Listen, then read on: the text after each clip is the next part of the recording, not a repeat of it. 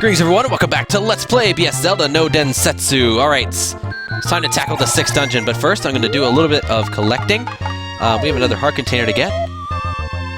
Notice that the theme that the flute plays is also the theme that was used in Super Mario Bros. 3 for the warp whistle. This is also true in classic Zelda. That was the one that actually used the theme first and showed up again later. Zelda and Mario, actually, since they have basically the same team that worked on them, have a lot of cross-references, so pretty neat to know when they show up. So anyway, now that we've got our not our raft, but the ladder, we can collect this heart container. We can also cross another gap later on where we'll be able to get another heart container. So we're going to get 2 between now and the next dungeon, so very cool. But first of all, I want to stab this old man in the face. It's like a boss fight that never ends. These guys are immortal. Can't kill them. So sad about that, by the way.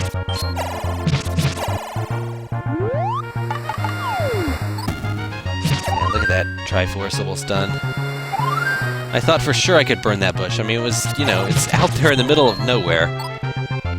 Oh well. Whatever. What bushes you could burn in the classic one were kind of a mystery. You almost had to sit there and just start burning as many as you can, unless you had some kind of strategy guide that told you where the, you know, special things were.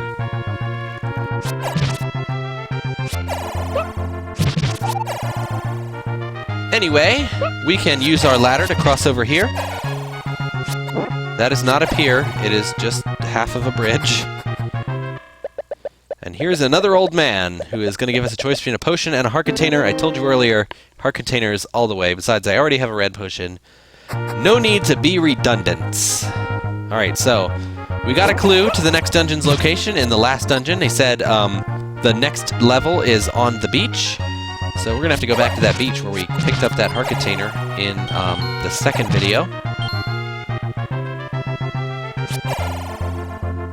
And there we are. What you're going to see is going to be magic. Actually, something appears there. Remember when I said in the first video that they took all the timed events and made them Triforce events? Things like this thing showing up on the beach in the original broadcast of this game only showed up after you've played for a certain amount of time. So you had to be careful. And if you were done with dungeons early, you had to wait around for this to happen. So kind of glad that I'm using a patch that changes that. Anyway, welcome to level 6! Alright. Here we go. Level 6 is where the game just starts to throw money at you left and right. I'm thinking that this is because if you're at this point in the game and you don't have all the upgrades that you should have, they're basically giving you the money to go out there and just get them because, goddammit, you need them now. Things are starting to get a little bit more difficult in the dungeon arena. That being said, the first few rooms of this dungeon are filled with some pretty easy enemies. Oh, push the left rock. That's an original puzzle that we haven't seen before in this game.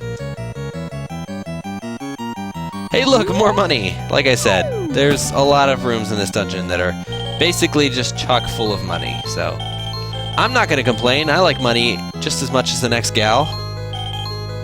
Zelda has got to keep up that lifestyle, you know.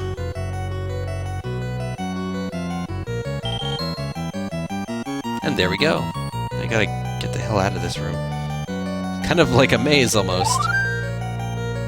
We can come up that room from below and get healed. I'm actually not going to do it because I don't need to.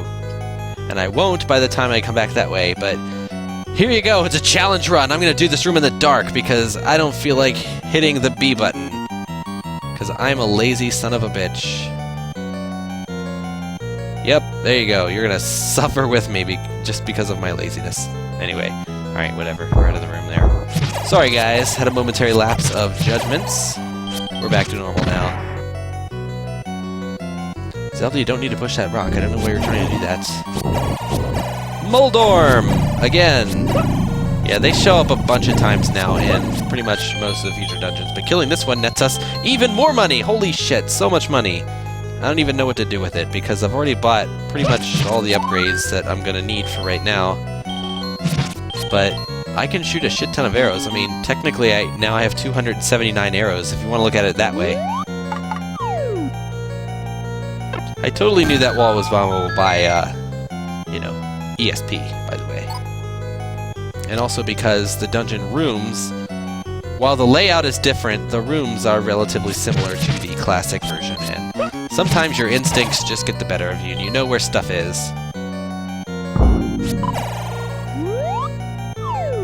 Anyway, we see the Dig Dogger coming back as an enemy in the game, or I guess we could call this a mid-boss or a sub-boss or something along those lines. He's fought exactly the same way as before, but this time you have a little bit less room to run around because there's water in the room. Doesn't really add to the challenge, though. Still pretty easy. Holy shit, that's some Pole's voice, isn't it? You could actually kill Pole's voice in future Zelda games as well using sound-based stuff. So, anyway, we've got another letter. It's an A. So we have an S. I almost said it. Oh, I almost gave it away. We have an S, a T, a period, a G, I, G, A. So, if you haven't guessed by now, yes, it spells S-T period G-I-G-A, which is Sento Giga, which is the company that produced, or that broadcast the game. So there you go. The dungeons spell out the name of a company. How exciting!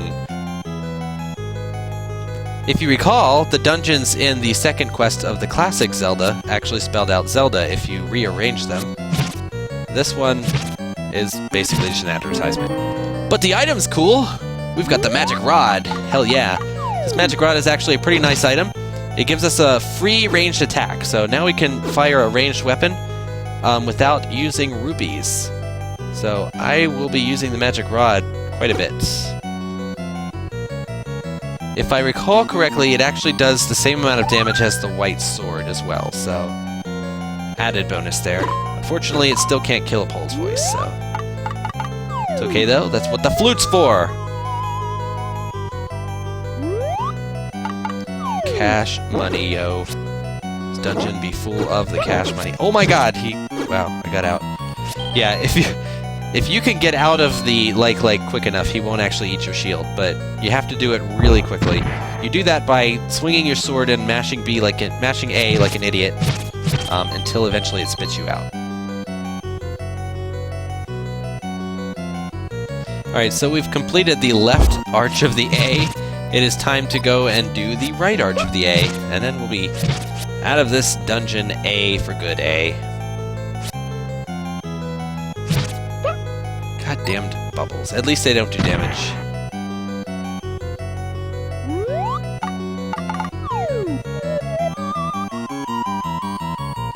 I like how Zelda sticks her hand out in front of her when she plays the flute, even though no flute shows up. Pretty strange if you ask me, and this looks like a dead end, but it's not! Obviously, there's a bombable wall. I mean, because you would know that. To be fair, in the later Zelda titles, they did add cracks to the wall and the ability to, you know, tap your sword on the wall and hear a certain tone that would tell you that's a bombable wall. Here, though, not so much. If I had gone north in that previous room, I would have ended up in the room earlier where we saw the fairy, and that's where I could replenish my health. But as you can see, I don't really need it right now. I'm good on the health. Make sure you come down here before you go up those steps, because you're going to find yourself backtracking if you don't. I really don't know why I killed those like-likes. I should have just left the room. But I sometimes have OCD about the enemies in the room, and sometimes I just can't leave them alone. This staircase is kind of tricky. You have to trigger the trap to go down before you can get in, or else it will, you know, run you over as you're going down the steps. Alright, more mummies! So many mummies, oh my god. That's okay though, the boss is right above us, north one room. You would have gotten here and realized that you needed the key. And hey look, I know this thing. I know you're supposed to shoot with an arrow, and then, oh my god, it dies in one hit. Wow. That's great. Way to have a level 6 boss be super easy with a bow. I think if you fight it the normal way, it is a little bit harder, but if you know to shoot it in the eye because you've played a lot of Zelda, that boss is a joke. And oh my god! Our boomerang is being imbued with power. Now it is the Super Boomerang. This is an item that is exclusive to the BS Zelda You get it after beating the 6th dungeon, and god damn it if it doesn't kill everything in its path. It is a destroyer of worlds. Awesome. I'll see you guys next time. Later.